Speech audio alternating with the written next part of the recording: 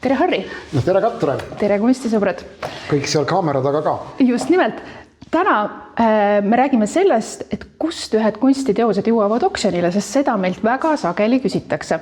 Ja siin on meil 2 suurepärast näidet, sellepärast, et siin on 2 ühe sama kunstniku teost, Harri Pudersalli teost, mis jõudsid meile täiesti 2 erinevast riigist. Ja siin esimene jõudis meile Ukrainast. Ja teine asi, mida me siin oleme otsinud lisaks sellele algul, et kust ta üles leida, on see, et mis on siin maalil kujutatud, ehk siis täpsemalt, mis on see asukoht. Harri, mis sa arvad, mis see on? Õnneks või kahjuks ma juba seda tean. Enam-vähem 99%, et tegemist on Koguva küla vaatega siis Muhumaal ja seda aitas meil paika panna ka laulja Ivo Linna, kes niimoodi ise arvas. Ja minu meelest on tegemist selle Tartu järelpallaslase ühe kõige ilusama maastikumaaliga, mis jääb eelkõige meelde oma ruumilisuse illusiooni poolest. Sellepärast, et ta on maalinud seda vaadet vastu valgust. Kui me vaatame siin ees olevat kadakavälja, me vaatame siin olevaid hoonemassiive, siis nad mõjuvad ju tumedalt ja hele valgus on nende ees.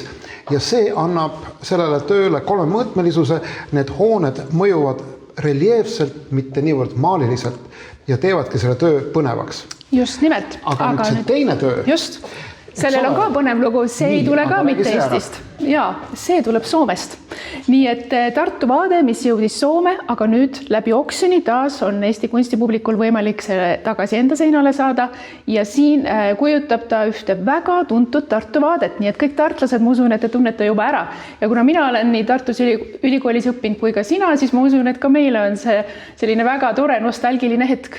No mis sa teed? See on ju professori mägi, eks ole, mis Toomemäelt viib alla siis ülikooli taha ja mis talvisel ajal on teatavasti ülimalt libe, suvisel ajal aga väga romantiline treffpunkt noortele inimestele ning see 1990. aastal valminud Pudersalli maal on selles mõttes omamoodi erakordne kunstniku loomingus, et ta on ülimalt vabalt maalitud ning see tunne, mille ta sellesse töösse on jäädvustanud, on väga ehe.